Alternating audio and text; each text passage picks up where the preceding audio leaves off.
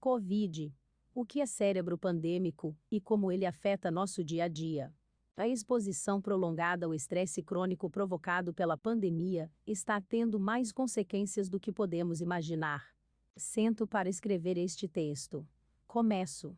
Estou indo bem, já tenho 100 palavras. Na verdade, acho que esta última frase talvez não esteja clara. Deleto. Acabo apagando tudo. Como faço para voltar? Página em branco. Mente em branco. Os minutos passam. Eu checo o telefone. É impossível me concentrar. É muito provável que no último ano e meio você tenha sentido algo semelhante ao realizar alguma atividade. Se for o caso, não se preocupe. Você não está sozinho. Temos um cérebro pandêmico. Não se trata de um termo clínico, mas é assim que alguns cientistas chamam a série de males que nosso cérebro está sofrendo como resultado da pandemia. O estresse crônico e os longos períodos de confinamento não afetaram apenas nossa capacidade de memória e concentração. Alguns especialistas acreditam que é possível que algumas áreas do nosso cérebro também tenham diminuído de tamanho. Mas será que vamos ficar assim para sempre? Os especialistas concordam que o principal responsável pelas mudanças na nossa mente é a longa exposição ao estresse por tanto tempo, o estresse crônico. Há níveis bons de estresse. Se você precisa completar uma tarefa em um prazo apertado, uma vez que você completa, o estresse vai embora. Tudo acaba, exemplifica Michael Iassa, neurologista do Centro de Neurobiologia da Aprendizagem e Memória da Califórnia, nos Estados Unidos da América. Mas quando o fim não está à vista, e o estresse continua por uma sessão prolongada, se torna problemático, explica Iassa BBC News Mundo, serviço de notícias da BBC em espanhol. É isso que está acontecendo com a gente na pandemia. Vivemos um estado prolongado de espera, de confinamentos e relaxamentos, restrições e medidas de proteção sem saber quando vamos recuperar o que hoje chamamos de normalidade. O estresse prolongado libera cortisol e, se você tiver problemas contínuos com esse hormônio, ele pode afetar o volume de algumas áreas do cérebro.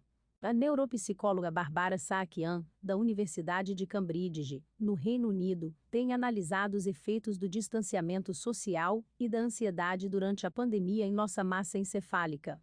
Por meio de exames de imagem de pessoas socialmente isoladas, detectamos mudanças no volume das regiões temporal, frontal, occipital e subcortical, assim como no hipocampo e na amígdala, conta Saakyan à BBC News Mundo. Já no passado, níveis elevados e prolongados de cortisol foram associados a transtornos de humor e encolhimento do hipocampo. Isso é observado especialmente em pacientes com depressão, acrescenta. Em 2018, por exemplo, um estudo publicado na revista científica Neurology, da Academia Americana de Neurologia, mostrou que um alto nível de cortisol em pacientes estava associado a uma memória e percepção visual pior, assim como a volumes mais baixos de massa cinzenta total, occipital e do lobo frontal. E essas mudanças de volume, como as detectadas por Saakyan, podem afetar diretamente as atividades que realizamos no dia a dia. Esse conjunto de problemas, que afetam a saúde mental e geram depressão e ansiedade, é o que estamos chamando coloquialmente de cérebro pandêmico, ressalta Iassa. Saakyan dá um exemplo muito comum.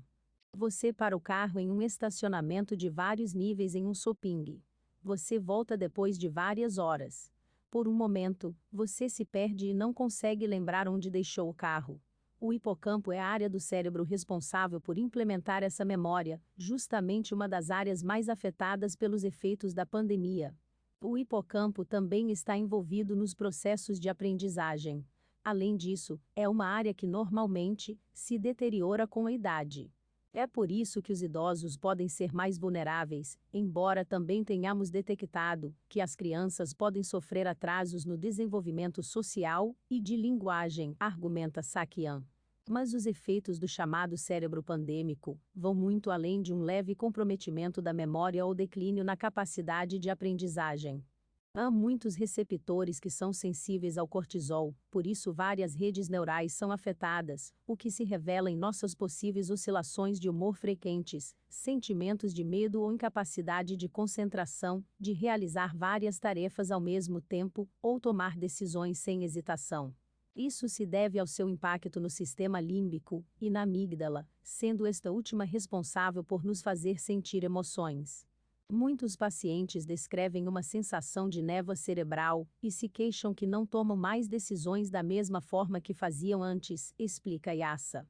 Naturalmente, essa carga psicológica também é acompanhada por consequências fisiológicas irremediáveis. A depressão e a ansiedade afetam nosso sono, alteram nosso apetite e causam fadiga, acrescenta o neurologista. Como em tudo, o cérebro pandêmico é mais suscetível em algumas pessoas do que em outras. Aqui, entram em cena a resiliência individual e o nível de estresse a que estamos submetidos. Quem padeceu com o isolamento social, não sofre tanto quanto alguém que perdeu um familiar ou conhecido, ficou desempregado ou foi infectado. Nestes casos, além do estresse crônico, também pode surgir o estresse pós-traumático, aumentando a instabilidade da saúde mental, a depressão, o sofrimento e a ansiedade. Alguns de nós mostraram mais resiliência e criaram estratégias durante o confinamento para nos mantermos saudáveis, como seguir uma rotina de exercícios físicos. Mas, para os mais afetados, pode ser mais difícil seguir esse tipo de atividade, diz Sakian. A autogestão do estresse é algo pessoal que, nem todos nós alcançamos da mesma forma. Todos nós já tivemos estresse em nossas vidas. Se conseguimos superá-lo, esse estresse pode até ser bom em certo ponto, completa. Yassa quer acreditar que é possível superar as mudanças sofridas, mas reconhece que não será da noite para o dia e que vai demorar.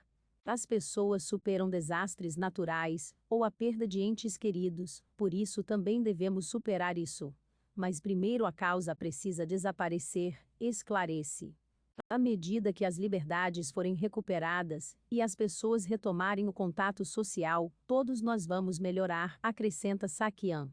Enquanto esperamos pelo retorno à normalidade, os especialistas aconselham adotar algumas técnicas para trazer de volta nossas funções cognitivas. Precisamos nos desafiar com jogos de memória para recuperá-la, assim como aprender coisas novas, recomenda a neuropsicóloga. Yassa acredita que devemos nos concentrar em criar uma espécie de harmonia de ritmos. Levantar da cama na mesma hora, comer regularmente e fazer exercício físico dá ao cérebro uma chance melhor de se recuperar. Mas embora essas atividades possam ser suficientes para muitos, Sakian reconhece que alguns de nós podem precisar da ajuda de profissionais. Se inscreva para acompanhar a cobertura completa dessa notícia e de muitas outras.